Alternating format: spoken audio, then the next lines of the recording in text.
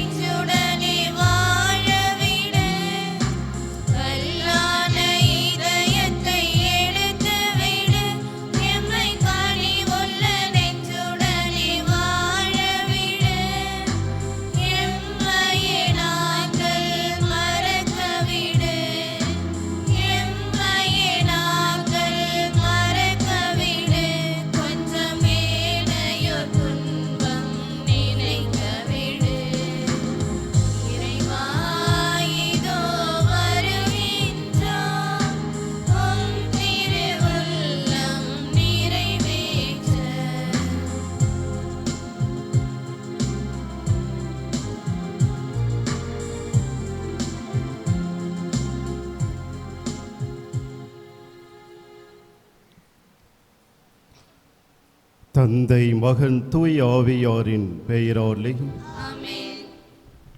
நம் தந்தையாகிய கடவுளிடமிருந்தும் ஆண்டவராகிய இயேசு கிறிஸ்துவிடமிருந்தும் அருளும் அமைதியும் உங்களுடைய என்றும் இருப்பதாக. இயேசுவில் பிரியமான சகோதர சகோதரிகளே, தவக்காலத்தினுடைய இந்த 5ஆம் நாள், தவக்காலத்தில் வரக்கூடிய வாரத்தினுடைய முதல் வாரத்திலே நாம் பயணம் செய்ய குழுமியிருக்கின்றோம். இன்றைய இறை வார்த்தை முதல் வாசகம், இரண்டாம் வாசகம், பதிலுரை பாடல், நற்செய்தி வாசகம் அனைத்தும் நமது வாழ்விலே சோதனைகள் வருகின்ற பொழுது அந்த சோதனைகளை எதிர்த்து போராடி வெற்றி பெறக்கூடிய நபர்களாக இருக்கின்றோமா? சோதனைகளை கண்டு பயந்து அஞ்சி நடுங்கி சோதனையிலே விழுந்து போகக்கூடிய கோழைகளாக நாம் இருக்கின்றோமா? சிந்திக்க அழைக்கிறது இன்றைய இறை வார்த்தைகள்.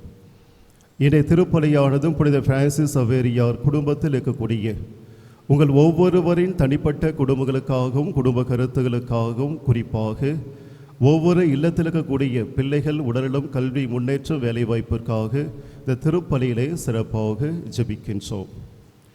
மேலும் திருப்பலியினுடைய தனிப்பட்ட கருத்துகளாக அமலோற்பம் மேல்நிலைப்பள்ளி, Amalorpavam Lourdes academy, Amalorpavam school of sports, Lourdes தொலைக்காட்சி, லூத் கிளினிக் மற்றும் மருந்தகம், அருட்சகோரி மரிய அந்தவனத் உள்ளதுக்கு இறைவன் இந்நாள் வரை செய்கின்ற அனைத்து நன்மைகளுக்கு நன்றியாகவும் இவற்றினுடைய வளர்ச்சிக்காக திருப்பலி ஒப்பு கொடுக்கின்றார்கள்.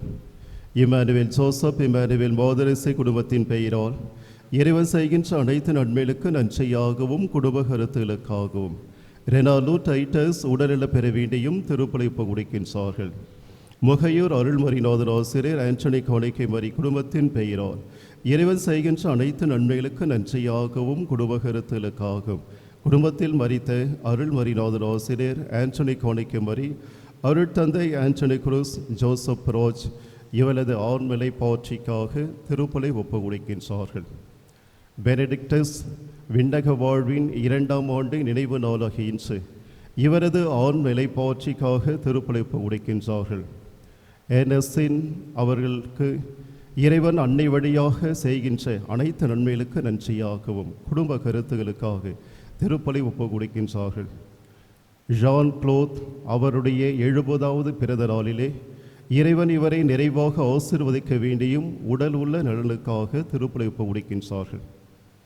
மோனிஷா 10ஆம் வகுப்பு தேர்வு நல்ல முறையில் எழுதி அதிக மதிப்பெண்களோடு வெற்றி பெற திருப்பலி ஒப்பு கொடுக்கின்றார்கள். மரி தெரேஸ் இவரது ஆண்மலை பாட்சிக்காக திருப்பலி ஒப்பு கொடுக்கின்றார்கள்.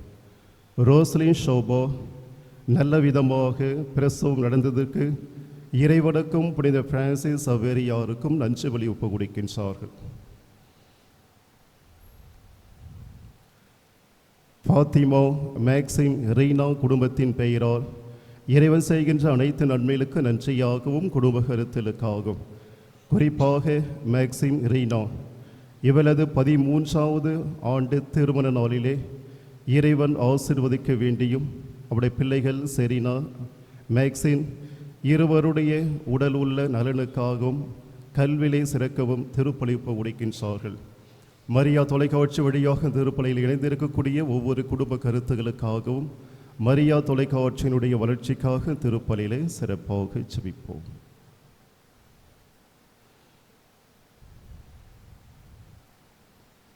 அன்புமிக்க சகோதர சகோதரிகளே, நம் திருமுழுக்கின் நினைவாக நம் மீது தெளிக்கப்படும் தமது படைப்பாகிய இத்தண்ணீரை புனிதப்படுத்தி அருளுமாறு நம் கடவுளாகிய ஆண்டவரை கெஞ்சி மன்றாடுவோமாக. அவரை நமக்கு உதவி அளித்து அன்று நாம் பெற்றுக்கொண்ட தூய் ஆவிக்கு உண்மை உள்ளவர்களாய் நிலைத்திருக்க அருள்வாராக. எல்லா வல்ல இறைவா, வாழ்வின் ஊற்றும் தூய்மையின் தொடக்கமோடு தண்ணீரின் வழியாக மக்கள் புனிதமடைந்து நிலை வாழ்வின் கொடையை பெற வேண்டும் என திருவுளமானீர். இத்தண்ணீரை புனிதப்படுத்தி அருள உமை தாழ்மையாய் வேண்டுகின்றோம். ஆண்டவரை உமது நாளாக இன்று உமது அருள்காவலை பெற விரும்புகின்றோம். வாழ்வளிக்கும் உமது அருளின் ஊற்றினை எம்மேல் புதுப்பித்தருளும். இத்தண்ணீரினால் எங்கள் உள்ளத்தையும் உடலையும் தீமை அனைத்திலிருந்தும் காத்தருள்வீராக. இவ்வாறு நாங்கள் தூய இதயத்துடன் உம்மை அணுகி வரவும் உமது மீட்பை பெற்றுக்கொள்ளவும் தகுதி பெறுவோமாக. எங்கள் ஆண்டவராகிய இயேசு கிறிஸ்து வழியாக உம்மை மன்றாடுகின்றோம். எல்லா வல்ல இறைவா, தண்ணீர் வளம் பெறுவினுமென்று இறைவாக்கினர் எலிசா வழியாக கற்பித்தீரே. உமது படைப்பு பொருளாக இந்த உப்பை பரிவன்புடன் ஆசீர்வதித்தல் உம்மை தாழ்மையாக வேண்டுகின்றோம். ஆண்டவரை உப்பு கலந்த தண்ணீர் தெளிக்கப்படும் இடமெல்லாம் தீயோனின் தாக்குதல் அனைத்தும் தோல்வியுறை செய்வீராக. உம்முடைய தூய் ஆவியானவர் உடனிருந்து எங்களை இடையராது காத்தருள்வாராக. எங்கள் ஆண்டவராகிய இயேசு கிறிஸ்து வழியாக உம்மை மன்றாடுகின்றோம். Thank you.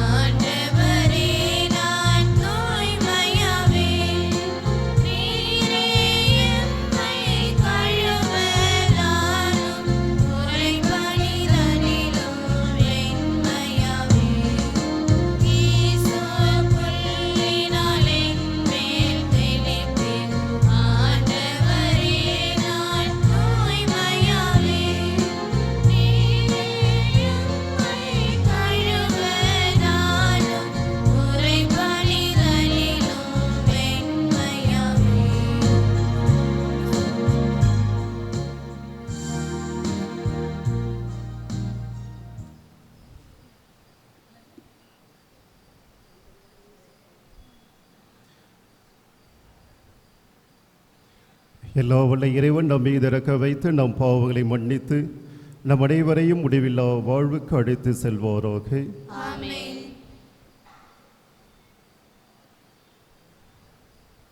ஜெபிப்போமாக.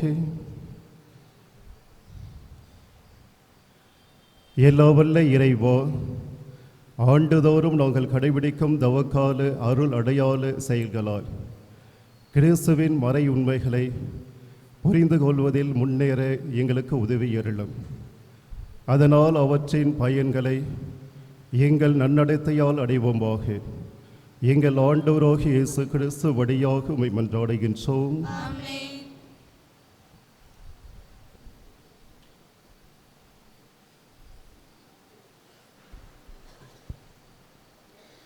முதல் வாசக முன்னுரை. இன்றைய முதல் வாசகம் மனிதனின் பாவத்தில் விழுந்த வரலாற்றை பற்றி பேசுகிறது. இறைவன் மனிதனை தமக்கு நெருக்கமாக படைத்திருந்தாலும் தீயவனின் தூண்டுதலால் மனிதன் கடவுளின் கட்டளையை மீறி சோதனையில் விழுகிறான். பாவம் எவ்வாறு மனித வாழ்வுக்குள் நுழைகிறதோ என்பதை விளக்கும் இந்த வாசகத்திற்கு கவனமுடன் செவிமடுப்போம். முதல் வாசகம். முதல் பெற்றோரை படைத்ததும் அவர்களின் பாவமும். தொடக்க நூலிலிருந்து வாசகம். அதிகாரம் 2, இறைவசனங்கள் 7 முதல் 9 மற்றும் அதிகாரம் 3, இறைவசனங்கள் 1 முதல் 7 முடிய. ஆண்டவராகிய கடவுள் நிலத்தின் மண்ணால் மனிதனை உருவாக்கி அவன் நாஸ்திகளில் உயிர் மூச்சை ஊத மனிதன் உயிர் உள்ளவனானான். ஆண்டவராகிய கடவுள் கிழக்கே இருந்த ஏதேனில் ஒரு தோட்டம் அமைத்து தாம் உருவாக்கிய மனிதனை அங்கே வைத்தார். ஆண்டவராகிய கடவுள் கண்ணுக்கு அழகானதும் உண்பதற்கு சுவையானதுமான எல்லா வகை மரங்களையும் தோட்டத்தின் நடுவில் வாழ்வின் மரத்தையும் நன்மை தீமை அறியத்தக்க ஏதுவான மரத்தையும் மண்ணிலிருந்து வளரச் செய்தார். ஆண்டவராகிய கடவுள் உருவாக்கிய காட்டு விலங்குகள் எல்லாம் பாம்பு மிகவும் சூழ்ச்சி மிக்கதாக இருந்தது. அது பெண்ணிடம், கடவுள் உங்களுக்கு தோட்டத்தில் உள்ள எல்லா மரங்களிலிருந்தும் உண்ணக்கூடாது என்றது உண்மையா என்று கேட்டது.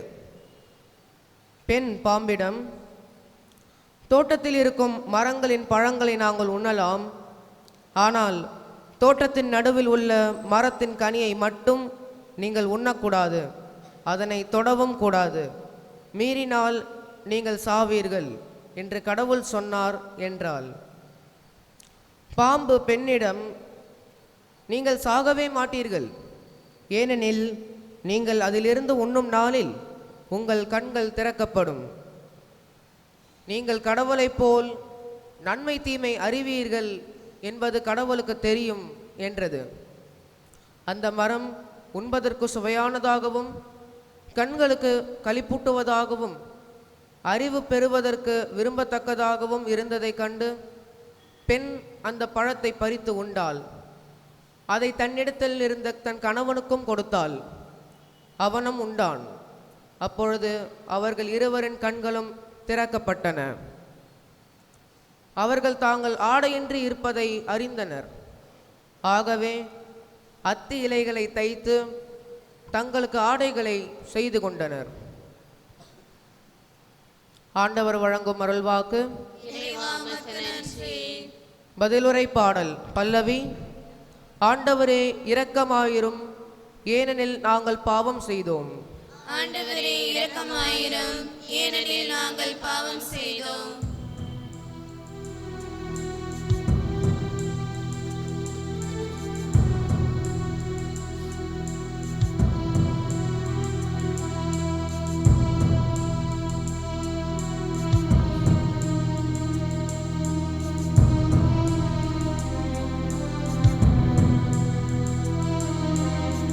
ஆண்டவரே இரக்கமாயிரும்,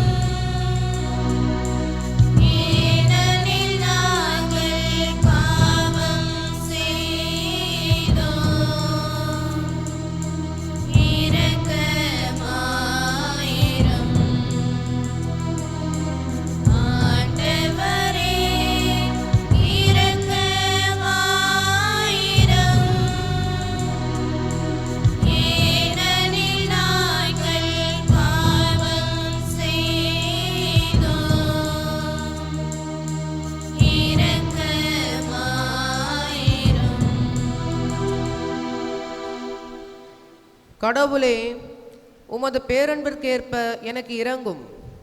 உமது அளவற்ற இரக்கத்திற்கேற்ப என் குற்றங்களை துடைத்தருளும். என் தீவினை முற்றிலும் நீங்கும்படி என்னை கழுவியருளும். என் பாவம் அற்றுப்போகும்படி என்னை தூய்மைப்படுத்தியருளும். பல்லவி.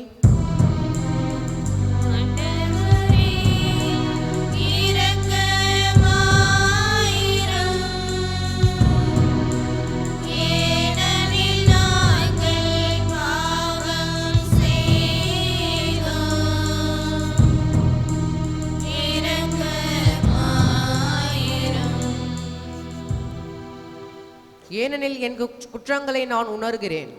என் பாவம் எப்போதும் என் மனக்கண் முன் நிற்கின்றது. உமக்கு எதிராக நான் பாவம் செய்தேன். உமது பார்வையில் தீயது செய்தேன். பல்லவி.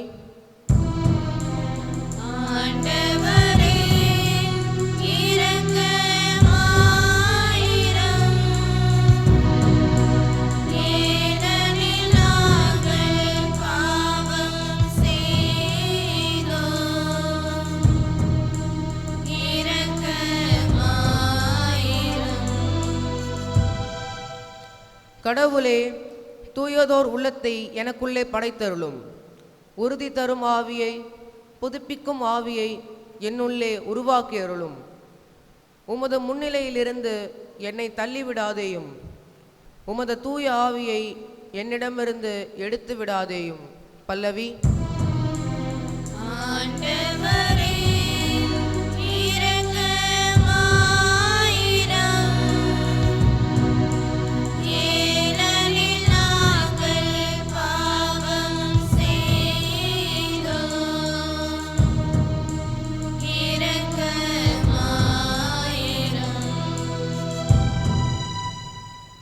உமது மீட்பின் மகிழ்ச்சியை மீண்டும் எனக்கு அளித்தருளும். தன்மார்வ மனம் திறந்து என்னை தாங்கியருளும். என் தலைவரே, என் இதழ்களை திறந்தருளும். அப்பொழுது என் வாய் உமக்கு புகழ் சாற்றிடும். பல்லவி.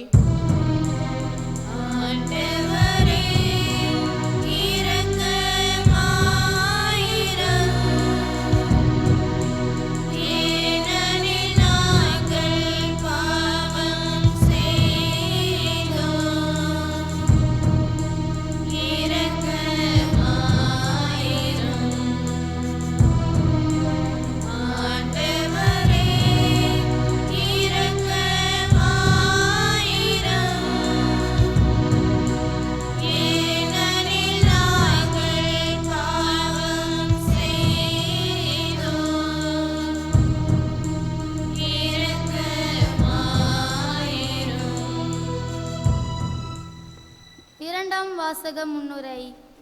ஒரு மனிதன் கீழ்ப்படியாமையால் பாவம் உலகிற்கு வந்தது போல ஒரு மனிதராகிய இயேசுவின் கீழ்ப்படிதலால் அனைவருக்கும் மீட்பும் வாழும் கிடைத்தது என்று பவுலடியார் இன்றைய வாசகத்தில் விளக்குகிறார்.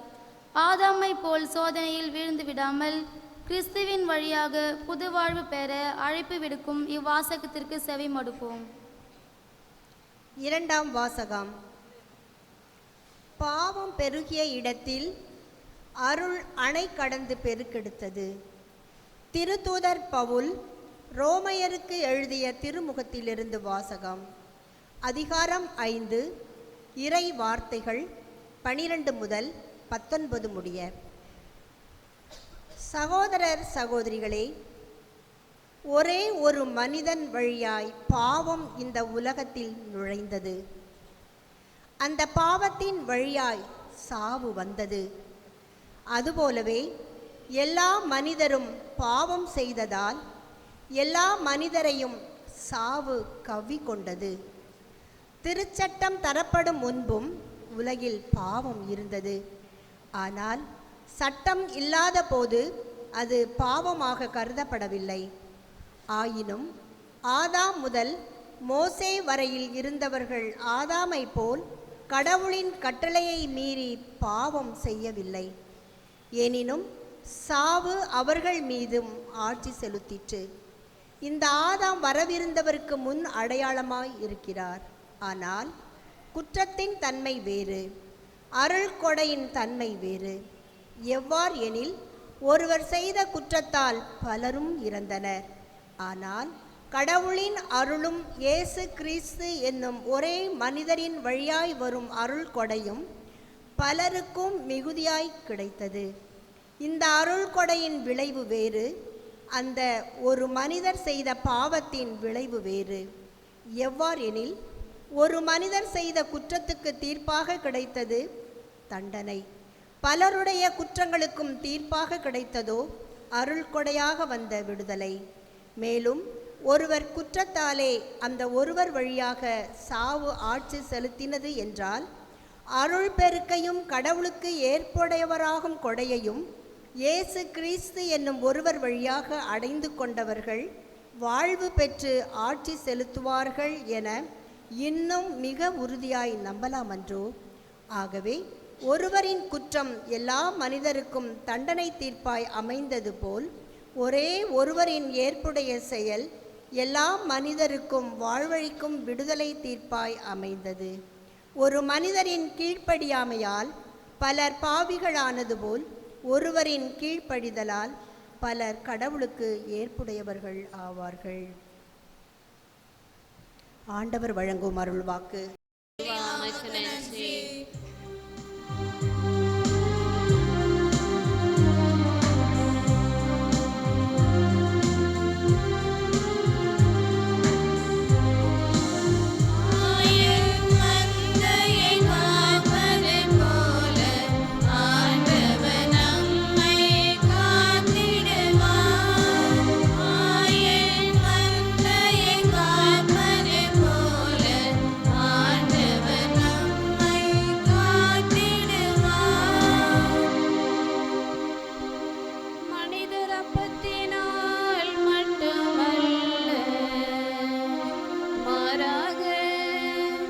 கடவுளின் வாய்ச்சொல் ஒவ்வொன்றாலும்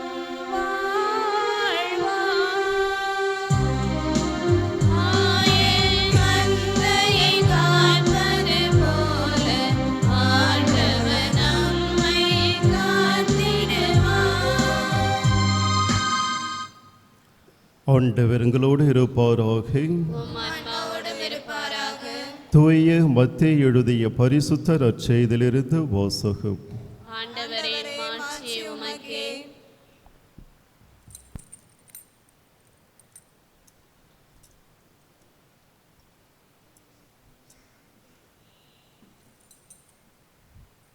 அதிகாரம் 4 இறைவசனங்கள் 1 முதல் 11 முடிய. இயேசு அலகையினால் சோதிக்கப்படுவதற்காக பாலை நிலத்திற்கு தூய் ஆவியால் அழைத்து செல்லப்பட்டார். அவர் 40 நாள் இரவும் பகலும் நோன்பிருந்தார். அதன் பின் பசியுற்றார். சோதிக்கிறவன் அவரை அணுகி, நீர் இறைமகன் என்றால் இந்த கற்கள் அப்பமாகும்படி கட்டளையிடும் என்றார். அவர் மறுமொழியாக, மனிதர் அப்பத்தினால் மட்டுமல்ல, மாறாக கடவுளின் வாய் சொல் ஒவ்வொன்றாலும் வாழ்வான் என மறைநூலில் எழுதியுள்ளது என்றார். பின்னர் அலகை அவரை எருசலேம் திருநகரத்திற்கு கூட்டி சென்றது. கோவிலின் உயர்ந்த பகுதியில் அவரை நிறுத்தி, நீர் இறைமகன் என்றால் கீழே குதியும். கடவுள் தம் தூதருக்கு உம்மை குறித்து கட்டளையிடுவார். உமது கால் கல்லில் மோதாதபடி அவர்கள் தங்கள் கைகளில் உம்மை தாங்கிக் கொள்வார்கள் என்று மறைநூலில் எழுதியுள்ளது என்று அலகை அவரிடம் சொன்னது. இயேசு அதனிடம், உன் கடவுளாகிய ஆண்டவரை சோதிக்க வேண்டாம் எனவும் எழுதியுள்ளதே என்று சொன்னார். மறுபடியும் அலகை அவரை மிக உயர்ந்த ஒரு மலைக்கு கூட்டி சென்று உலக அரசுகள் அனைத்தையும் அவற்றின் மேன்மையும் அவருக்கு காட்டி அவரிடம், நீர் நெடுஞ்சான் கிடையாக விழுந்து என்னை வணங்கினால் இவை அனைத்தையும் உனக்கு தருவேன் என்றது. அப்பொழுது இயேசு அதனை பார்த்து, அகன்று போ சாத்தானே, உன் கடவுளாகிய ஆண்டவரை வணங்கி அவர் ஒருவருக்கே பணி செய் என்று மறைநூலில் எழுதியுள்ளது என்றார். பின்னர் அலகை அவரை விட்டு அகன்றது. உடனே வானதூதர் வந்து அவருக்கு பணிவிடை செய்தனர். கிறிஸ்து வழங்கும் நற்செய்தி.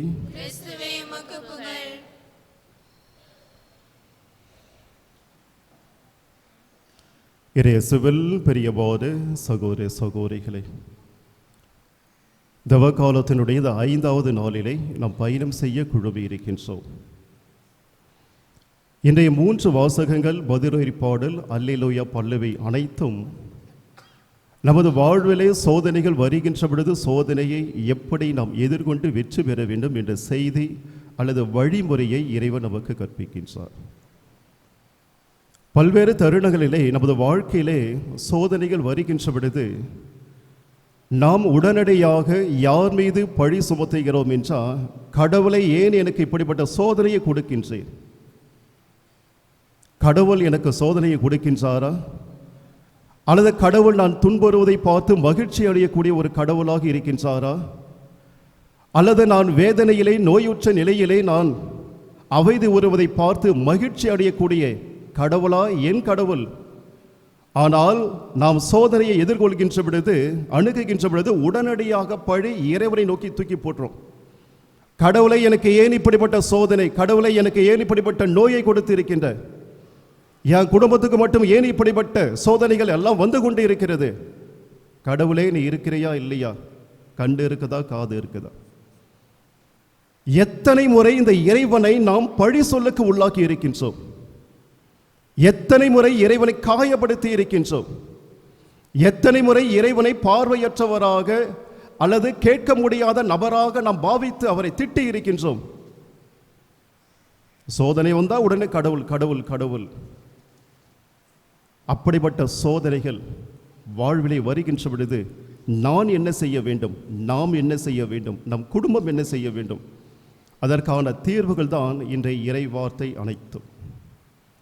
குறிப்பாக இந்த சோதனைகள் அனைத்தும் தலைவன் யார் தெரியுமா? அடித்தலும் அடிநாதும் சாத்தான். ஏனென்றால் அவன் விண்ணுலகில் இருந்த பொழுது எதற்காக நான் இறைவனுக்கு ஆராதனை செலுத்த வேண்டும்? எதற்காக இறைவனை நான் புகழ்ந்து பாடிக்கொண்டிருக்க வேண்டும்? நாங்கள் புகழ மாட்டோம், ஆராதனை செலுத்த மாட்டோம் என்று சொன்னவன் யார்? லூசிஃபர். எனவே அந்த லூசிஃபர் அவருக்கும் மிக்கேலுக்கும் இடையே ஒரு மிகப்பெரிய போர் நடைபெறுகிறது. அதிலே அந்த சாத்தான், அந்த லூசிஃபர் நல்லவனாக இருந்தான், வானதூதராக இருந்தான். ஆனால் இறைவனுக்கு எதிராக கிளர்ச்சி செய்து சாத்தானாக மாறினான். விண்ணுலகில் இருந்து அவன் துரத்தப்பட்டான். அவனுடைய படை வீரர்கள் தான் இவர்கள் எல்லாம் மனிதனை ஆட்டி படித்துக் கொண்டிருக்கின்றார்கள். பல்வேறு விதமான சோதனைகளை கொடுத்து அந்த சோதனைகளிலே மனிதர்கள் பலவீனமாக மாறுகின்ற பொழுது தனது வலையிலே அவன் சிக்க வைத்து விடுகின்றான். அப்படி பார்க்கின்ற பொழுது இந்த சாத்தான், இந்த பேய் எப்படிப்பட்டவன் என்று இறைமகன் இயேசு மிக அழகாக அவர் குறிப்பிடுகின்றார்.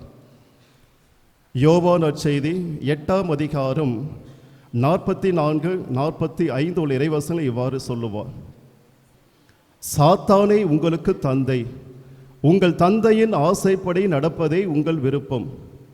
தொடக்கம் முதல் அவன் ஒரு கொலையாளி. அப்ப அந்த சாத்தான் எப்படிப்பட்டவன்? அவன் நல்லவனா? நன்மை செய்யக்கூடியவனா? அல்லது மனிதனுக்கு அவன் உயர்வுக்கு அவன் ஒரு அடித்தளமாக ஆணிவேராக இருக்கிறான் என்றால் இல்லை. அவன் தொடக்கம் முதல் ஒரு கொலையாளி. ஏனென்றால் ஆதாம் ஏவாள் எவ்வாறு இறைவனோடு அழகாக அன்புறவிலே இருந்தார்கள், இறைவனை ஒவ்வொரு முறையும் சந்தித்தார்கள், இறைவனோடு உரையாடினார்கள்.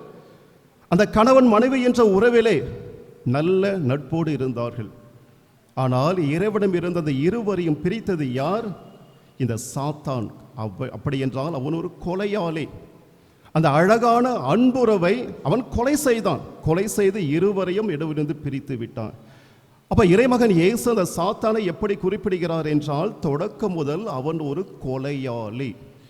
அடுத்தவர் சொல்லுகின்றார், அவனிடம் உண்மை இல்லாததால் அவன் உண்மையை சார்ந்து நிற்கவில்லை. சாத்தான் உண்மையை பேசுகிறானா? சில வேளையில் உண்மை பேசுகிறான். இன்றைய நற்செய்தி வாசகத்திலே அவன் அந்த விவிலியத்தை மேற்கோள் காட்டுகின்ற பொழுது அவன் உண்மையை பேசுகிறான். நம்மை விட அவன் விவிலியத்தை அழகாக அறிந்து இருக்கிறான் சாத்தான். அது பின்ன வருவோம். நம்ம அவன் பார்க்கின்ற பொழுது பெரும்பாலான தருணங்களிலே அவன் உண்மையை பேச மாட்டான், பொய் தான் பேசி கொண்டு இருப்பான். அடுத்ததாக பார்க்கின்ற பொழுது அவன் பொய் பேசும் பொழுது அது அவனுக்கு இயல்பாக இருக்கிறது. உண்மை பேசுகின்ற பொழுது சில பேருக்கு அது இயல்பாக வரும். ஆனால் சாத்தானுக்கு எது இயல்பு என்றால், பொய் பேசுவது அவனுக்கு இயல்பாக வரும், சரளமாக பேசுவான் பொய். அடுத்ததாக இறைமகன் இயேசு குறிப்பிடுகின்றால், ஏனெனில் அவன் பொய்யன், பொய்மையின் பிறப்பிடம். அந்த பொய் பேசுவது அவனுக்கு இயல்பாக இருக்கிறது, சரளமாக வருகிறது. ஏனென்றால் அவன் கொலையாளி, பொய்மையினுடைய பிறப்பிடும்.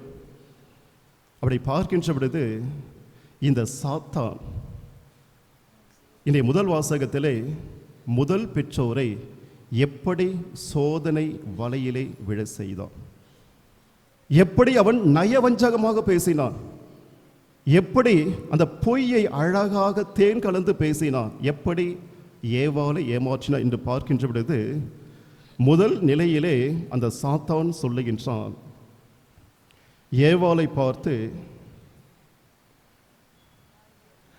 கடவுள் உங்களிடம் தோட்டத்தில் உள்ள எல்லா மரங்களில் இருந்தும் உண்ணக்கூடாது என்றது உண்மையா என்று கேட்டது. இது சொல்வதே பொய். கடவுள் என்ன சொன்னார், அனைத்து மரங்களுடைய கனியை நீங்கள் சாப்பிடலாம், உண்ணலாம். ஆனால் இந்த நடுவில் இருக்கக்கூடிய மரத்தின் கனியை மட்டும் நீங்கள் உண்ணக்கூடாது. அப்ப கடவுள் சொன்ன வார்த்தை என்ன? அனைத்து மரத்தினுடைய கனியை நீங்கள் உண்ணலாம், இந்த நடுவில் இருக்கக்கூடிய மரத்தின் கனியை மட்டும் நீங்கள் உண்ணக்கூடாது, சாப்பிடக்கூடாது. ஆனால் சாத்தான் என்ன சொல்லுகிறான் தெரியுமா? ஏவாளை பார்த்து, அனைத்து மரத்தினுடைய கனிகளை உண்ணக்கூடாது என்று கடவுள் உங்களிடம் சொன்னாரா? எப்படி போய் பேசுறான் பாருங்க. கடவுள் சொன்னது வேற, இந்த சாத்தான் சொன்னது வேற. சாத்தான் அனைத்து மரத்தினுடைய கனிகளை உண்ணக்கூடாது என்று கடவுள் சொன்னாரா? ஆனால் ஏவாள் உண்மையை சொல்லுகிறார், இல்லை இல்லை, அனைத்து மரத்தினுடைய கனியை உண்ணலாம், இந்த நடுவில் இருக்குது பாரு, இந்த மரத்தின் கனியை மட்டும் நாங்கள் உண்ணக்கூடாது, தொடவும் கூடாது. ஆனால் கடவுள் தொடக்கூடாதுன்னு சொல்லலை, உண்ணக்கூடாதுன்னு சொன்னார். அப்போ எக்ஸ்ட்ரா கொஞ்சம் ஒரு வார்த்தையை ஏவாள் சேர்த்துக் கொள்கிறார், தொடக்கூடாது என்று சொல்லி. அப்பொழுதுதான் சாத்தான் சொல்லுகின்றான், எதற்காக இந்த மரத்தினுடைய கனியை உண்ணக்கூடாது என்று கடவுள் சொன்னார் தெரியுமா? அப்ப ஏவாள் தெரியல. ஏனென்றால் இந்த மரத்தினுடைய கனியை நீங்கள் உண்டால் நன்மை தீமையை நீங்கள் அறிந்து கொள்வீர்கள், ஞானத்தை பெறுவீர்கள், அறிவை பெறுவீர்கள், கடவுளை விட உயர்ந்தவளாக மாறிவிடுவீர்கள். சாத்தானுடைய பொய்யினுடைய வலையிலே ஏவாள் விழுந்து விட்டார். சாத்தான் அந்த ஏவாள் ஒரு வார்த்தை கேட்டிருக்கலாம், கடவுள் சொன்னாரா? இல்லை. அப்ப அந்த சாத்தான் என்ன சொல்லுகின்றான்? கடவுளுடைய வார்த்தையை திரித்து அதை ஏவாள் நம்புகின்ற விதமாக சொல்லுகின்றார். இல்லை இல்லை, ஏன் தெரியுமா? கடவுள் போய் சொல்லி இருக்கிறார், இந்த மரத்துடைய கனியை நீங்கள் சாப்பிட்டால் கடவுளை விட உயர்ந்தவளாக மாறிவிடுவீர்கள், உயர்ந்த நிலையில் இருப்பீர்கள். அப்ப அந்த பொய் கூறியதை அந்த ஏவாள் நம்பி விடுகின்றார். ஓ, கடவுள் இதற்காகத்தான் இந்த மரத்தினுடைய கனியை உண்ண வேண்டாம் என்று எங்களை தடுத்து இருக்கிறார் போல. கடவுள் மறைத்தாரா? மறைக்கக்கூடிய கடவுளா நம் கடவுள்? இல்லை. கடவுள் உண்மையை சொன்னார், அனைத்து மரத்தினுடைய கனியை நீங்கள் உண்ணுங்கள், இந்த மரத்தினுடைய கனியை நீங்கள் உண்டால் சாவீர்கள், பாவத்திலே விழுந்து போவீர்கள். கடவுள் உண்மையை சொன்னார். ஆனால் அந்த சாத்தான் சொன்ன பொய்யை ஏவாள் உண்மை என நம்பி சாத்தான் வலையிலே விழுந்து விட்டார். அப்ப சாத்தான் கொடுத்த சோதனை, நீங்கள் கடவுளை விட உயர்ந்தவர்களாக அறிவு பெறுவீர்கள், நன்மை தீமைகளை நீங்கள் பகுத்தறிவீர்கள். முடிஞ்சு போச்சு கதை. சாத்தான் என்ன செஞ்சான்? இப்ப மகிழ்ச்சியா இருக்கான், சந்தோஷமா இருக்கிறான். ஏனென்றால் இறைவனோடு அன்பிலே இணைந்திருந்த இந்த ஆதாம் ஏவாள் முதல் பெற்றோரை நான் பிரித்து விட்டேன், சந்தோஷமா இருக்கிறான். அப்ப அந்த முதல் வாசகம் ஆதாம் ஏவாள், கடவுள் அந்த கடவுளுடைய வார்த்தைக்கு அவர்கள் கீழ்ப்படியாமல் சாத்தானுடைய வார்த்தைக்கு அவர்கள் கீழ்ப்படிந்தார்கள், பாவம் செய்தார். இன்றைய நற்செய்தி வாசகத்துக்கு வருவோம்.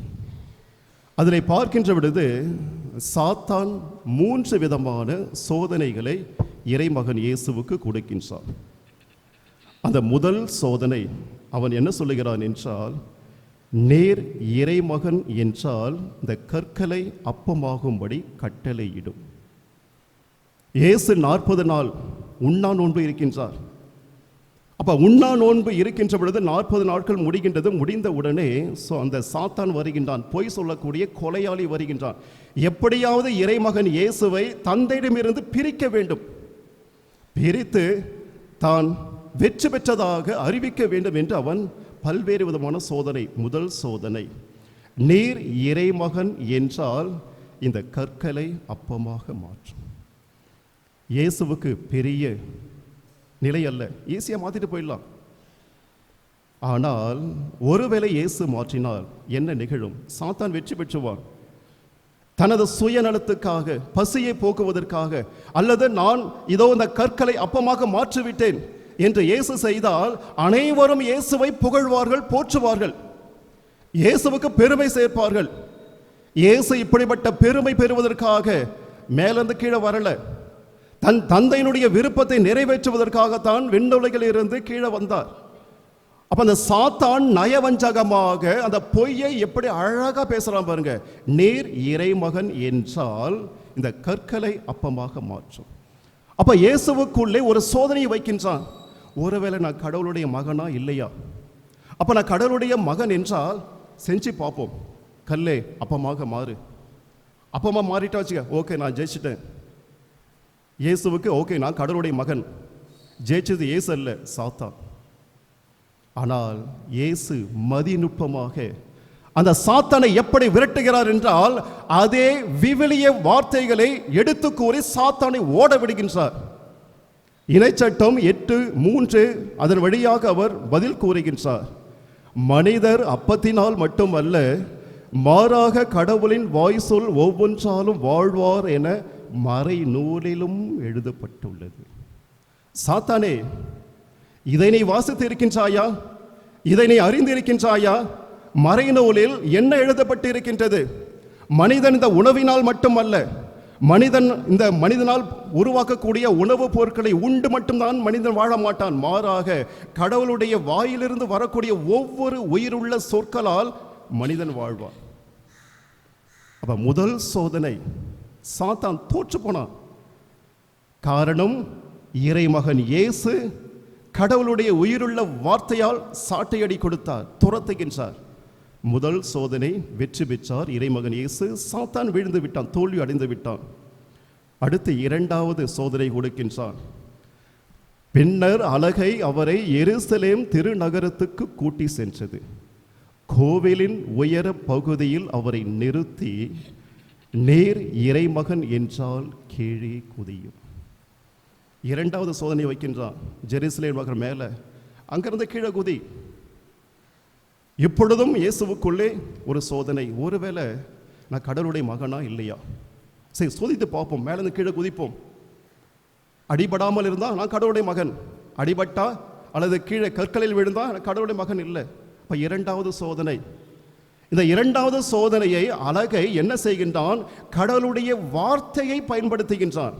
அந்த வார்த்தை என்னவென்று பார்க்கின்ற போது திருப்பாடல் 91:12 அதில் சொல்லுகின்றான், சாத்தான், கடவுள் தம் தூதருக்கு உம்மை குறித்து கட்டளை இடுவார், உமது கால் கல்லில் மோதாதபடி அவர்கள் தங்கள் கைகளில் உம்மை தாங்கிக் கொள்வார்கள்.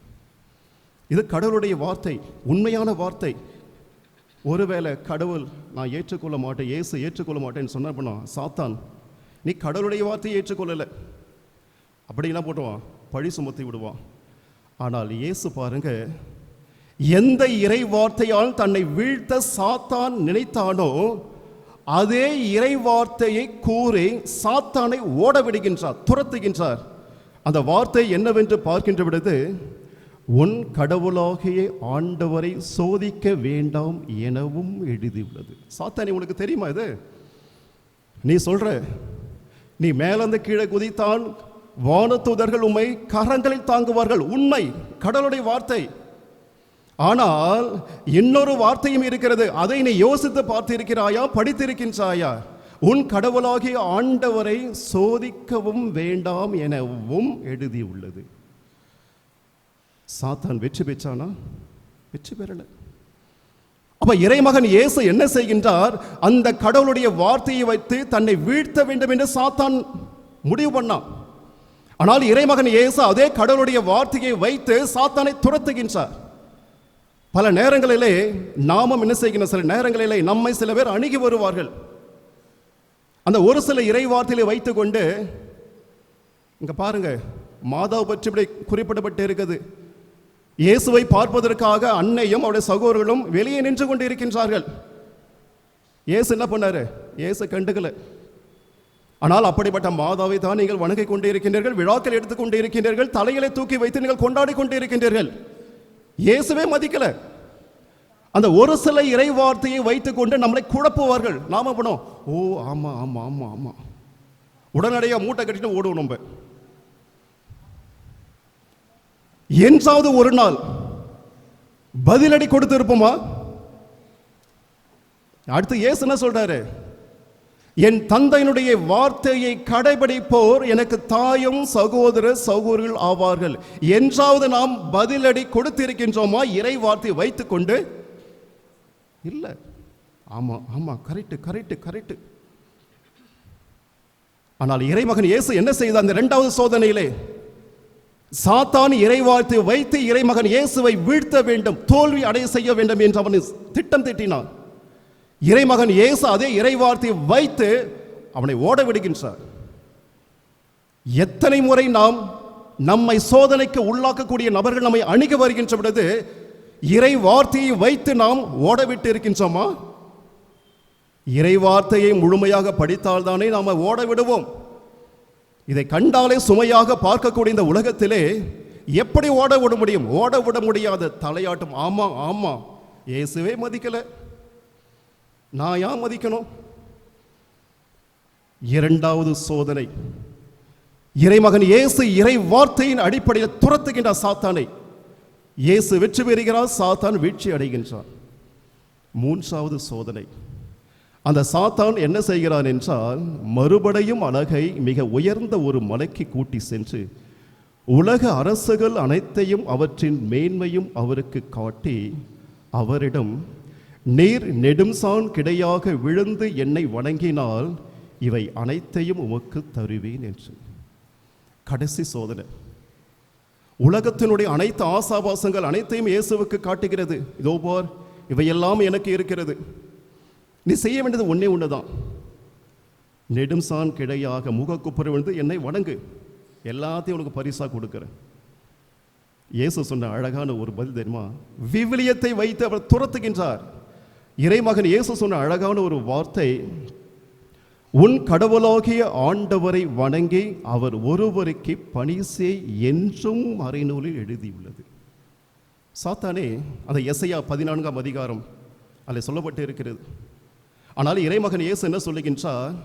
இறை வார்த்தையை பயன்படுத்தி உன் கடவுளாகிய ஆண்டவருக்கு மட்டும் நீ தலை வணங்கு, பணி செய் என்று மறைநூலில் எழுதியுள்ளது. சாத்தானே, அதை நீ விட்டுவிட்டாயே, அதை நீ புறக்கணித்து விட்டாயே, உனக்கு தேவையானதை மட்டும் நீ எடுத்துக்கொண்டு என்னோடு போரிட வருகின்றாயா? அப்ப இறைமகன் இயேசு அந்த சாத்தானுக்கு இறை வார்த்தையின் அடித்தளத்தில் பதிலடி கொடுக்கின்றார், துரத்துகின்றார். உன் கடவுளாகிய ஆண்டவரை சோதிக்க வேண்டாம் எனவும் மறைநூலில் எழுதியுள்ளது.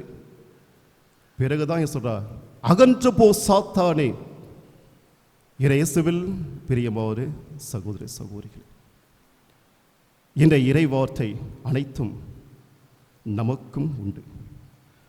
நம் வாழ்விலே எத்தனையோ சோதனைகள், எத்தனையோ சாத்தானுடைய அந்த சோதனைகள் நம்மை அணுகுகின்ற பொழுது எனது மனப்பக்குவம், எனது அணுகுமுறை எப்படிப்பட்டதாக இருக்கின்றது?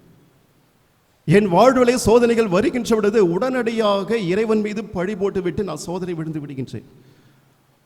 ஒவ்வொரு ஞாயிற்றுக்கிழமையிலும் கடந்த நாட்களிலும் முழு பூசை காண்கிறது.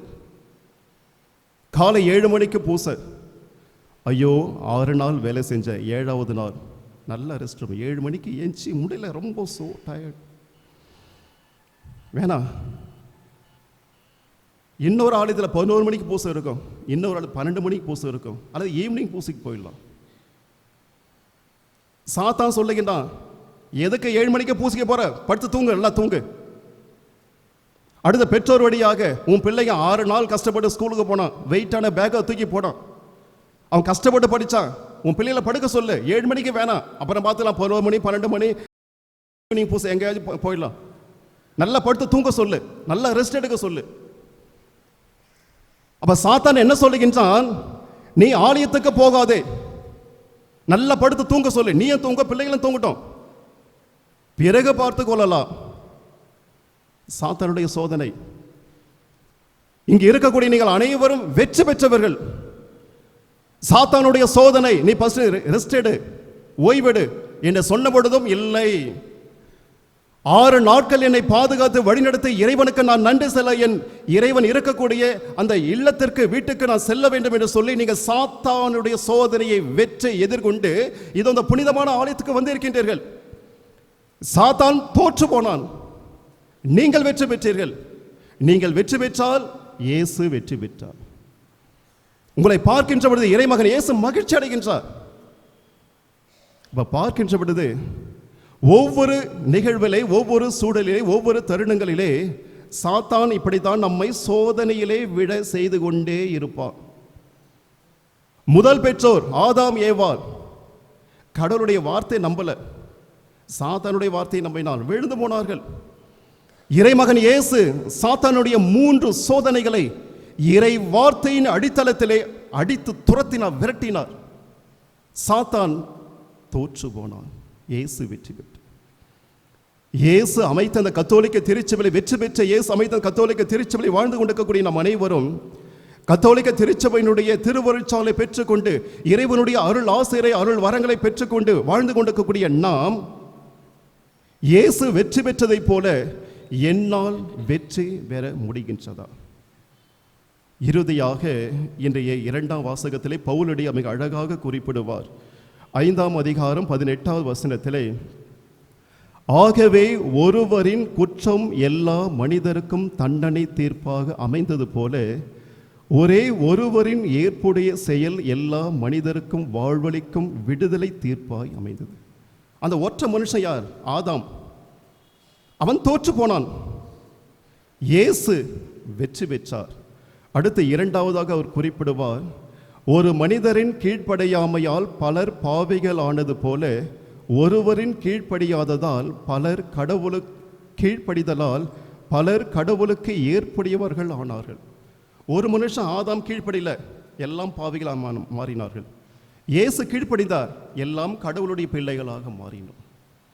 இயேசுவில் பிரியமான சகோதர சகோதரிகளே, நாம் நம்மை குறைகளோடு அணுகக்கூடிய நபர்களை சாத்தான் சோதனையில் வெற்றி கொள்ளவில்லை என்றால் வெற்றி களம், வெற்றி சாட்டை இந்த இறை வார்த்தை. இந்த இறை வார்த்தையை எத்தனை பேர் நாம் நம்புகின்றோம்? எத்தனை பேர் இந்த புனிதமான ஆலயத்துக்கு வருகின்ற விவிலியத்தை சுமந்து வருகின்றோம்? சுமை சுமை சுமை. எதற்காக இந்த பைபிளை நாம் சுமந்து கொண்டு செல்ல வேண்டும்? ஆனால் இறைமகன் இயேசு சாத்தானுடைய ஒவ்வொரு சோதனைக்கும் அவர் பதிலடி கொடுத்து துரத்தியது எதன் அடிப்படையிலே? இறை வார்த்தையின் அடிப்படையிலே. இப்படிப்பட்ட வெற்றி தான் இந்த விவிலியம். இந்த விவிலியத்துக்கு நாம் எவ்வளவு மதிப்பு கொடுக்கின்றோம்? சிந்திப்போம், செயல்படுவோம். ஆமென்.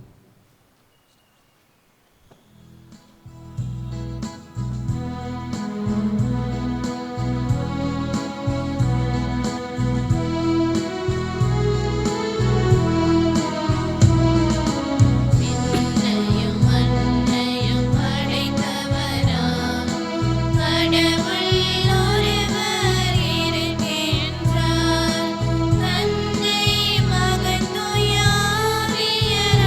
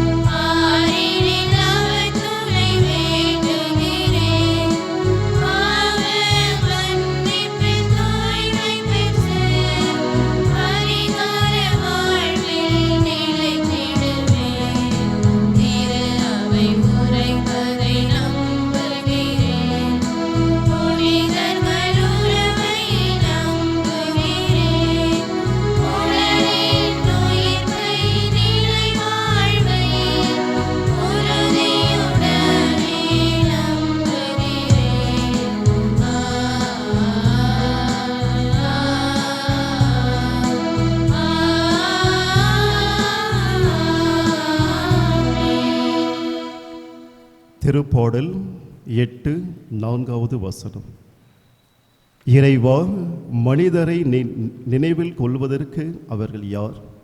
மனித பிறவைகளை நீர் ஒரு பொருட்டாக எண்ணுவதற்கு அவர்கள் எம்மாத்திரம் என்று கூறி நம்மை உயர்ந்த நிலையிலே வைத்திருக்கக்கூடிய விண்ணக தந்தையிடம் நம் தேவைகளுக்காகவும் திருச்சபையின் தேவைகளுக்காகவும் ஜெபிப்போம். திரு அவைக்காக. திரு அவையின் ஆட்சி பீடத்தில் இருப்போர் முதல் கடைசி பொதுநிலை வரை அனைவருமே கடவுளாகிய ஆண்டவரை வணங்கி அவர் ஒருவருக்கே பணி செய்வதுதான் தங்களுக்குரிய அழைப்பு என்பதை உணர்ந்து செயல்படவும் திருத்தந்தை, ஆயர்கள், அருள்பணியாளர்கள் மற்றும் துறவியர் அனைவரும் இந்த தவக்காலத்தை அருளின் காலமாக மாற்றிட வேண்டும் என்று இறைவா உம்மை மன்றாடுகிறோம். உலக தலைவர்களுக்காக. ஆசை, அகந்தை, அதிகார வேட்கை போன்ற அழகையின் வலைகளில் சிக்கி அமைதியின் பாதையை துறந்து நிற்கும் உலகிற்கு மன திரும்புதலின் வரத்தை அருள வேண்டும் என்றும் எம் நாட்டின் ஆட்சியாளர்களும் உலக தலைவர்களும் தீமையின் வழிகளை துறந்து நன்மையின் செயல்களில் ஈடுபட்டு மக்களை அறவழியில் வழிநடத்த வேண்டும் என்று இறைவா உம்மை மன்றாடுகிறோம். நவீன உலக மக்களுக்காக. உலகின் மாய கவர்ச்சிகளாலும் நுகர்வு கலாச்சாரம் என்கிற நயவஞ்சக வலையாலும் படைத்தவரை மறந்து வாழும் மக்கள் அனைவரும் ஒருத்தல், தவம் மற்றும் ஜபத்தின் மேன்மை உணர்ந்திடவும் அறிவியல் வளர்ச்சியால் வரும் சுகங்களை விட இறைவனின் அன்பே நிலையானது என்பதை புரிந்து கொள்ள வேண்டும் என்று இறைவா உம்மை மன்றாடுகிறோம். கிறிஸ்துவ வாழ்வுக்காக. அப்பத்தினால் மட்டுமல்ல, கடவுளின் வாய்ச்சொல் ஒவ்வொன்றாலும் வாழ்வோம் என்பதை உணர்ந்து கிறிஸ்துவின் கீழ்ப்படிதலை எமது வாழ்வில் பிரதிபலிக்கவும் கடவுளின் கட்டளைகளுக்கும் சமூக நன்னெறிகளுக்கும் உட்பட்டு பாவ சோதனைகளை வென்று நல் ஒழுக்கத்துடன் வாழ வரம் தர வேண்டும் என்று இறைவா உம்மை மன்றாடுகிறோம். ஜெபிப்போமாக. எபிரேயர் 4:12 கடவுளுடைய வார்த்தை உயிருள்ளது, ஆற்றல் வாய்ந்தது, இரு பக்கமும் வெட்டக்கூடிய எந்த வாளினும் கூர்மையானது, ஆன்மாவையும் ஆவையும் பிரிக்கும் அளவுக்கு குத்தி ஊடுருவுகிறது, எலும்பு மூட்டையும் மச்சையும் அவ்வாறே ஊடுருவுகிறது, உள்ளத்தின் சிந்தனைகளையும் நோக்கங்களையும் சீர்தூக்கி பார்க்கிறது என்ற இறை வார்த்தையினுடைய மகிமையும் மேன்மையும் புறம் தள்ளக்கூடிய மனிதர்களாக வாழ்ந்த தருணங்களுக்காக, சூழல்களுக்காக மனவருந்தி மன்னிப்பை கேட்டு உமது வார்த்தையினுடைய பலத்தை கொண்டு எங்கள் வாழ்க்கையிலே சாத்தானுடைய சோதனைகள் அனைத்தையும் இந்த வார்த்தையை கொண்டு விரட்டி அடிக்கக்கூடிய நல்ல உள்ளத்தினை எங்கள் அனைவருக்கும் வழங்கும்படியாக எங்கள் ஆண்டவராகிய இயேசு கிறிஸ்து வழியாக உம்மை மன்றாடுகின்றோம்.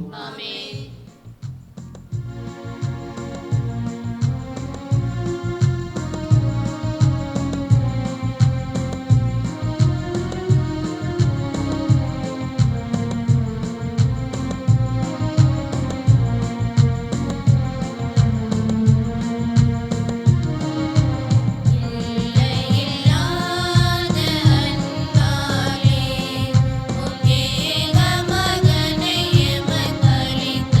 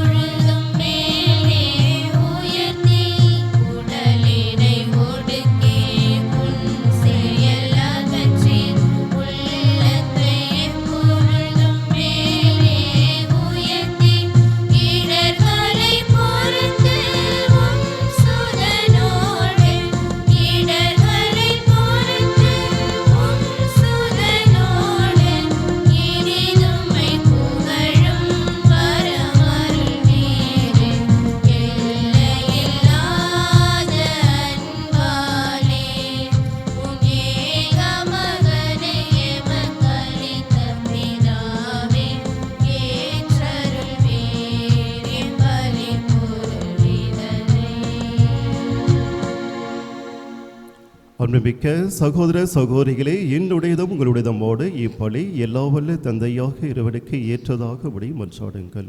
ஆண்டவர் தம் திருப்பேரின் புகழ்ச்சிக்காகவும் ஆட்சிக்காகவும் நமது நன்மைக்காகவும் புனித திரு அவையின் அனைத்து நலன்களுக்காகவும் உமது கையிலிருந்து பலியை ஏற்றுக்கொள்வாராக. ஆண்டவரே, இக்காணிக்கைகளை உம் திருமுன் கொண்டு வந்து புனிதமிக்க அருள் அடையாள கொண்டாட்டத்தை தொடங்குகின்றோம். இவற்றை தகுந்த முறையில் ஒப்புக்கொடுக்க எங்களுக்கு அருள் புரிவீராக.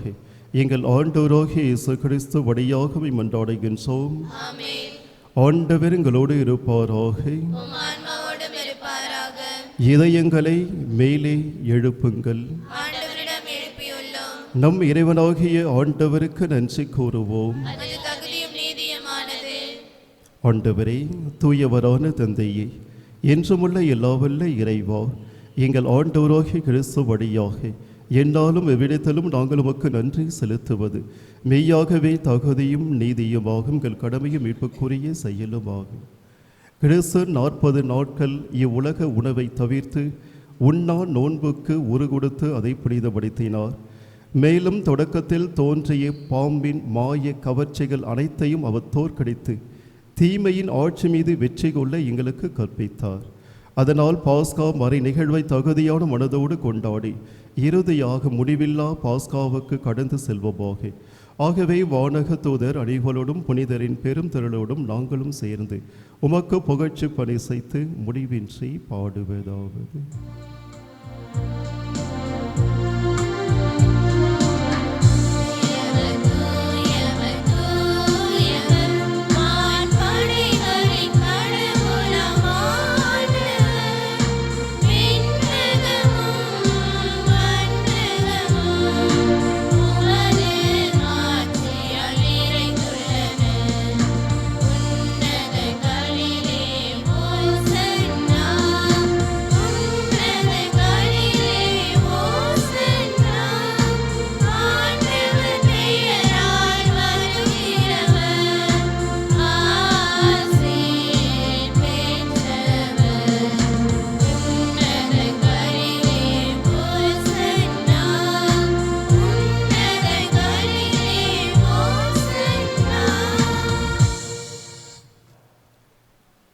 ஆகவே ஆண்டவரே, நீர் மெய்யாகவே தூயவரும் தூய்மை அனைத்திற்கும் ஊற்று.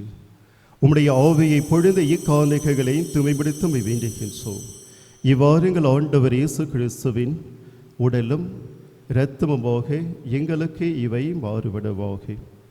அவர் பாடுபட உளம் கனிந்து தம்மை கையளித்த பொழுது அப்பத்தை எடுத்து நன்றி செலுத்தி வாழ்த்துரைத்து அதை பிட்டு தம் சிறைகளுக்கு அளித்து அவர் கூறியதாவது: அனைவரும் இதிலிருந்து பெற்று உண்டுங்கள், ஏனெனில் இது உங்களுக்காக கையளிக்கப்படும் என் உடல்.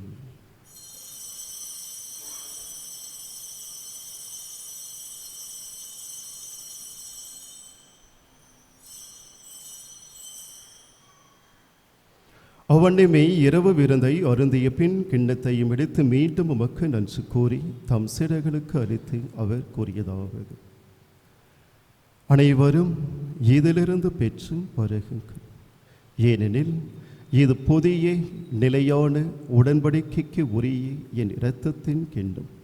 இது பாவ மன்னிப்புக்கென்று உங்களுக்காகவும் பலருக்காகவும் சிந்தப்படும். இதை என் நினைவாக செய்யுங்கள்.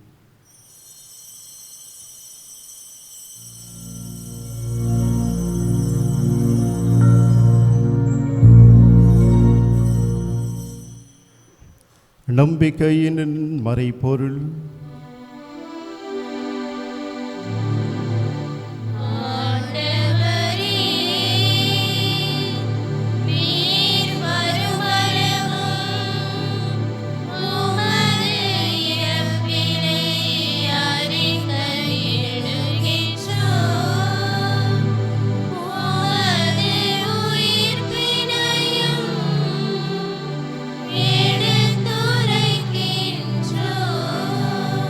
ஆகவே ஆண்டவரே, நாங்கள் கிறிஸ்துவின் இறப்பனையும் உயிர்ப்பினவு கூர்ந்து வாழ்வதரும் அப்பத்தையும் மீட்பளிக்கும் கிண்ணத்தையும் உமக்கு ஒப்புக் கொடுக்கின்றோம். உம் திரும்ப நின்று உமக்கு ஒழியும் புரிய தகுந்த விரணில் ஏற்றுக்கொண்டீர். எனவே உமக்கு நன்றி செலுத்துகின்றோம். மேலும் கிறிஸ்துவின் உடலிலும் இரத்தத்திலும் பங்கு கொள்ளும் எங்களை தூய ஆவியானவர் ஒன்று சேர்க்க வேண்டுமென உம்மை தாழ்மையுடன் மன்றாடுகின்றோம். ஆண்டவரே, உலகெங்கும் பரவிருக்கும் ஒரு திரு அவையை நினைவு கூர்ந்தருளும். எங்கள் திருத்தந்தை லியோம் பேராய பிரான்சிஸ் மற்றும் எல்லா திரு நிலையினர் அனைவரோடும் ஒரு திரு அவை அன்று நிறைவு பெற செய்திருளும். காலை வேளையிலையும் புனிதமான ஆலயத்திலே குழுமி இருக்கக்கூடிய அனைவரையும் ஆசீர்வதித்திருளும். குறிப்பாக இந்த திருப்பலியிலே நினைவு கூறப்பட்ட அனைத்து குடும்பங்களையும் குடும்ப கருத்துகளையும் ஒரு பிள்ளைகளையும் ஆசீர்வதித்திருளும். மேலும் ஆலய பணிகளுக்காக இந்நாள் வரை ஜப உதவி, பொருளுதவி, உடலுழைப்பை கொடுத்து கொண்டிருக்கக்கூடிய ஒவ்வொரு நல் உள்ளங்களையும் அவருடைய குடும்பங்களையும் ஆசீர்வதித்திருளும்.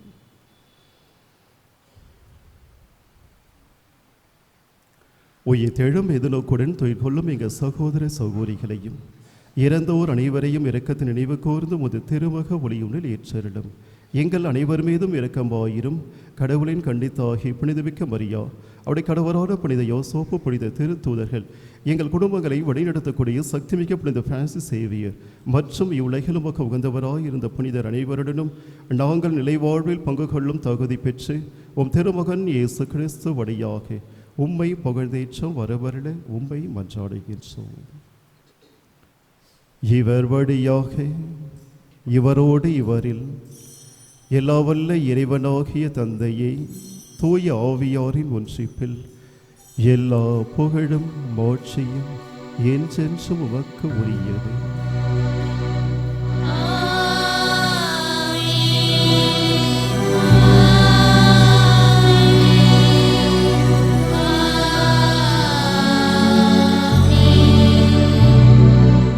நம் ஆண்டவர் இயேசு கிறிஸ்து நம் அனைவருக்கும் கற்றுக் கொடுத்த ஜெபத்தை துணிந்து பாடுவோம்.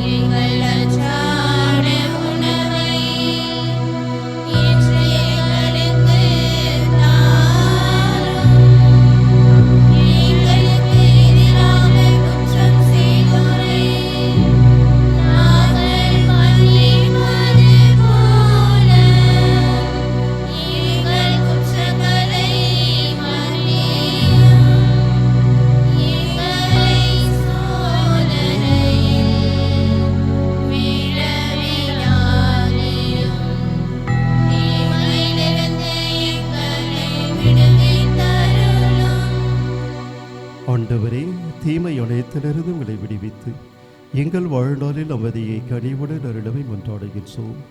உமது இரக்கத்தின் உதவியால் நாங்கள் பாவத்திலிருந்து இப்பொழுது விடுதலை பெற்று யாதொரு கலக்கமும் இன்றி நலமாய் இருப்போமாக. நாங்கள் எதிர்நோக்கி இருக்கின்ற பேரின்பத்துக்காகவும் என் மீட்பராக இயேசு கிறிஸ்துவின் வருகைக்காகவும் காத்திருக்கின்றோம்.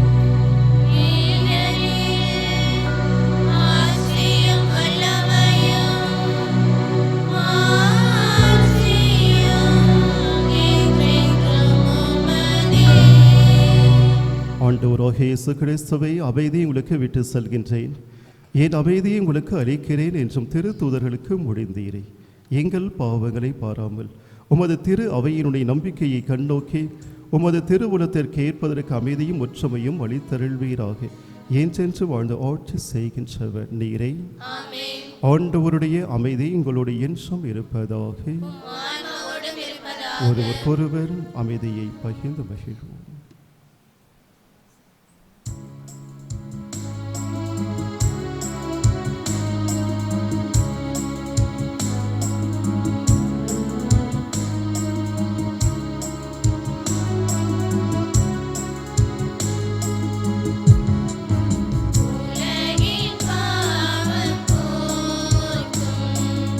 இறைவனின் செம்மறியே,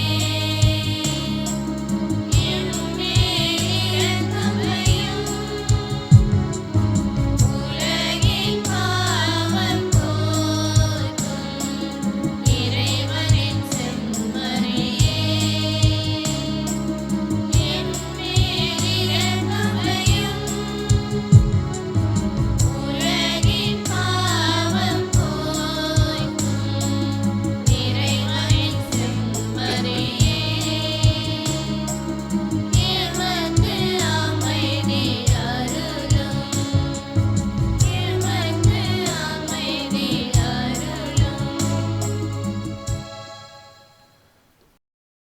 இதோ இறைவனின் செம்பரி, இவர்தான் இந்த இறை வார்த்தைகள் வழியார். சாத்தான் இறை வார்த்தையை கொண்டு என்னை சோதனையில் வீழ்த்த முடிவு செய்தான். அதே உயிருள்ள இறை வார்த்தையை பயன்படுத்தி சாத்தானை ஓடவிட்டேன், தோல்வியடை செய்தேன். உங்கள் வாழ்க்கையிலே சோதனைகள் வருகின்ற பொழுது இறை வார்த்தையின் அடித்தளத்திலே சோதனையை உங்களால் வெற்றி பெற முடிகின்றதா, அல்லது வீழ்ச்சி விடக்கூடிய பிள்ளைகளாக இருக்கின்றீர்களா? செம்மறியின் திருவிருந்துக்கு அழைக்க பெற்று நம் அனைவரும் பேறு பெற்றோர். ஆண்டவரே, நீர் என் உள்ளத்திலிருந்து வர நான் தகுதியற்றவள். ஆனால் ஒரு வார்த்தை மட்டும் சொல்லியருளும், எனது ஆன்மா நலமடையும்.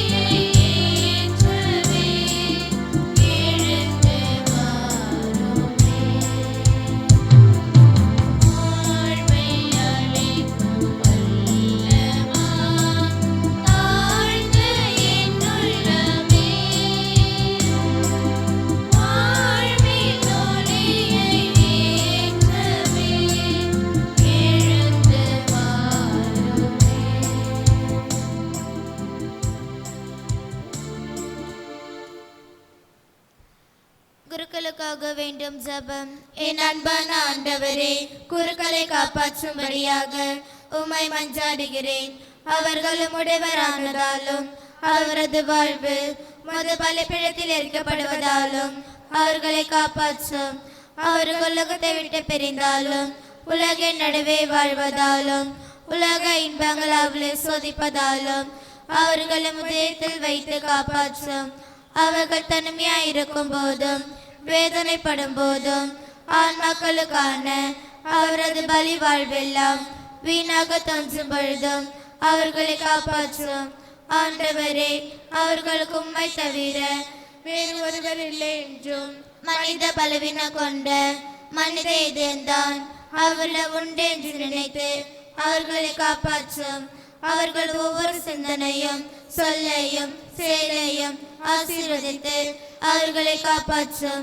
மரியே, குருக்களின் அரசியை குருக்களுக்காக வேண்டிக் கொள்ளும். ஆமென். வார திருநாட்கள் பிப்ரவரி மாதம் 22ஆம் தேதி ஞாயிற்றுக்கிழமை இன்று தவக்காலத்தினுடைய முதல் ஞாயிறு. 23ஆம் தேதி திங்கட்கிழமை புனித போலிகாப் ஆயர் மறைசாட்சி நடுவு நாள். வருகின்ற மார்ச் மாதம் முதல் தேதி ஞாயிற்றுக்கிழமை தவக்காலத்தினுடைய 2ஆம் ஞாயிறு. ஒரு சில முக்கியமான அறிவிப்புகள்.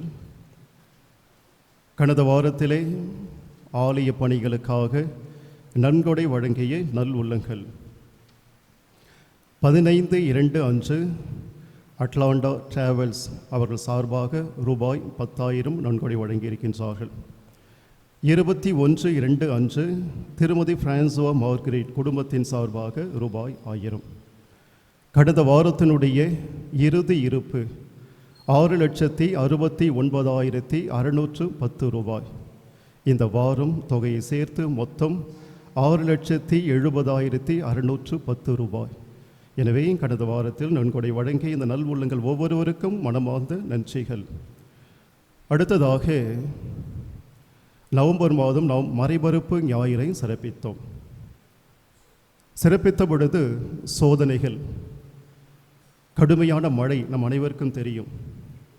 அப்பொழுதே எல்லாம் சொன்னார்கள், ஃபாதர் இந்த வருஷம் அவ்வளோதான் ஃபாதர், முடிஞ்சு போச்சு ஃபாதர், எதுவும் வராது ஃபாதர். ஆனால் அந்த குழுவை நிர்வகித்தவர்கள், எனக்கும் நம்பிக்கை இருந்தது.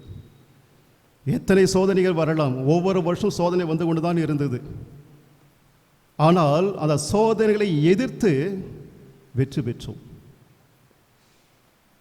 கடவுள் கைவிட மாட்டார். நம் நல்ல காரியத்துக்காக உழைக்கின்ற பொழுது நிறைய இடர்பாடுகள், இயற்கையினுடைய சீற்றங்கள் எல்லாம் வரும், அல்லது தவறான பேச்சுகள் வரும். இந்த வருஷம் அவ்வளோதான், முடிஞ்சு போச்சு, இந்த மழை வந்து கெடுத்து போயிடுச்சு, எல்லாம் இந்த சாப்பாடு அப்படியே கிடக்குது, அல்லது தவறான பரப்புரைகள், இங்கே சரியில்லை, அது சரியில்லை, சாப்பாடு சரியில்லை.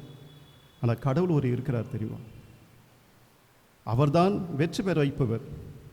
அவர் மீது நம்பிக்கை வச்சாக்கா சாத்தாலாம் ஒன்றுமே இல்லை, தோற்று ஓடுவான். அப்போ பார்க்கின்ற பொழுது அந்த மறைபரப்பு ஞாயிறை மிக சிறப்பான விதத்தில் நீங்கள் நடத்தி கொடுத்தீர்கள். புனித பிரான்சிஸ் சவேரர் குடும்பம் உச்சத்தில் இருக்கிறது, மகிழ்ச்சியோடு இருக்குது. எனவே அதற்காக உழைத்த அன்பைய பொறுப்பாளர்கள், தலைவர்கள், இளைஞர்கள், இளம்பெண்கள், பக்த சபைகள், தன்னார்வத்தோடு உழைத்தவர்கள், அடுத்த சிறு பிள்ளைகள், பள்ளியில் படிக்கிற அனைவருக்கும் இந்த நேரத்தில் மனமார்ந்த நன்றி தெரிவித்துக் கொள்கின்றேன்.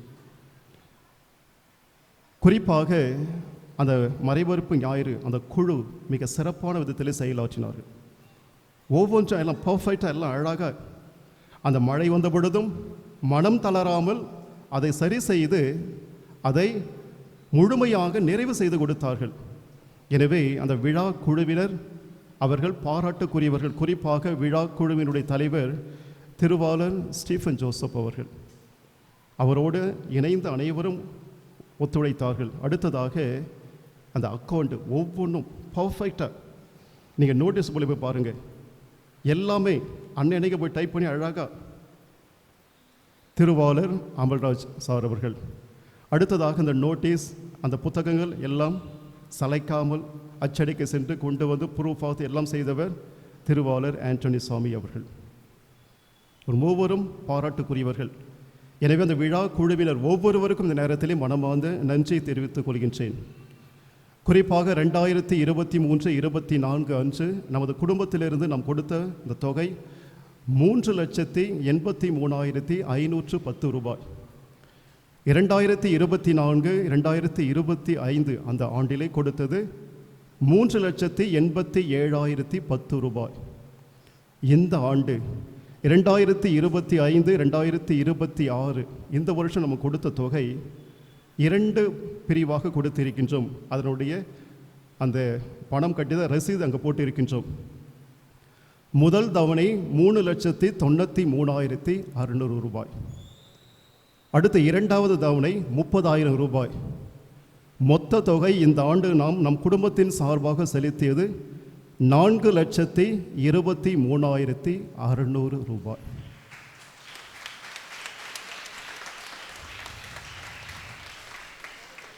அதை மீண்டும் வாசிக்கின்ற ரொம்ப மகிழ்ச்சி, சந்தோஷமாக இருக்குது.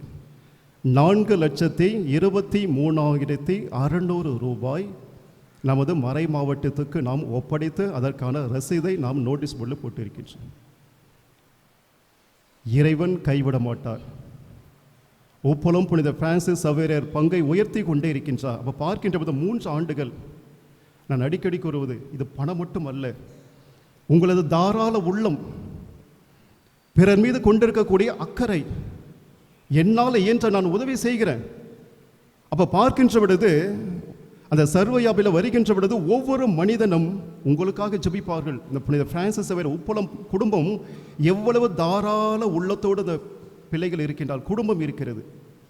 அனைவருக்கும் சொந்தக்காரர்கள் நீங்கள் மட்டும்தான். இறைவன் நம் குடும்பத்தை உயர்த்தி கொண்டே இருக்கின்றார். அவர் மீது நம்பிக்கை வச்சா எத்தனை சவால்கள் சோதனைகள் தான் சரி, கைவிட மாட்டார். எனவே இந்த வெற்றிக்கு நீங்கள் தான் காரணம். எனவே மீண்டும் ஒரு முறை உங்கள் அனைவருக்கும் மனமார்ந்த நன்றிகள் நன்றிகள் நன்றிகள்.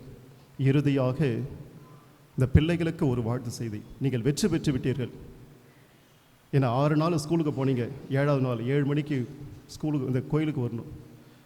சாத்தானை வெற்றி கொண்டீர்கள். இயேசு மகிழ்ச்சியாரார், சந்தோஷப்படுறார். நீங்கள் என்ன பண்ண சந்தோஷப்படலாம். நான் சாத்தானை வெற்றி கொண்டு விட்டேன், கோவிலுக்கு 7 மணிக்கு வந்து விட்டேன். சந்தோஷப்படுங்க. நீங்கள் ஒவ்வொரு முறையும் நிறைய சோதனைகள் வரும். கடவுள் மீது நம்பிக்கை வைங்க, இறை வார்த்தை மீது நம்பிக்கை வைங்க. கடவுள் உயர்த்தி கொண்டே இருப்பார் உங்களை. ஜெபிப்போமாக.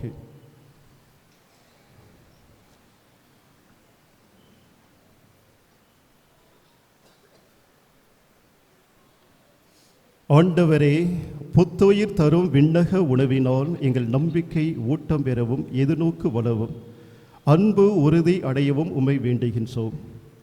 அதனால் உயிருள்ள உண்மையான உணவால் கிறிஸ்துவை நாங்கள் ஆர்வத்துடன் நாட கற்றுக்கொள்வதோடு உமது வாயினின்றும் புறப்படும் எல்லா வார்த்தைகளாலும் வாழ்ந்திட ஆற்றல் பெறுவோமாக. எங்கள் ஆண்டவராகிய இயேசு கிறிஸ்து வழியாக உம்மை மன்றாடுகின்றோம். ஆண்டவர் உங்களோடு இருப்பாராக. எல்லா வல்ல இறைவன் தந்தை, மகன், தூய ஆவி உங்கள் ஒவ்வொருவரையும் உங்கள் குடும்பங்களையும் பிள்ளைகளையும் நிறைவாக ஆசீர்வதிப்பாராக. இறை வார்த்தையின் மீது நம்பிக்கை வைத்தவர்களாக வாழ சென்று வாருங்கள். திருப்பலி நிறைவு பெற்றது.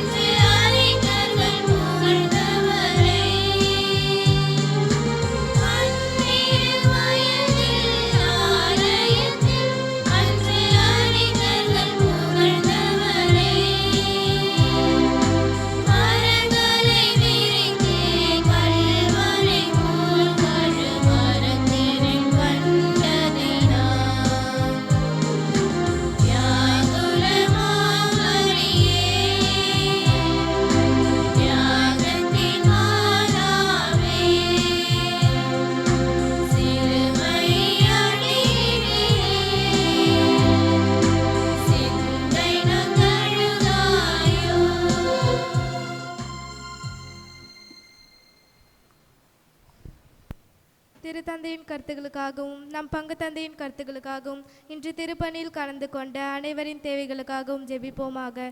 விண்ணுலகில் இருக்கிற எங்கள் தந்தையே, உமது பெயர் தூயதென போற்ற பெறுக.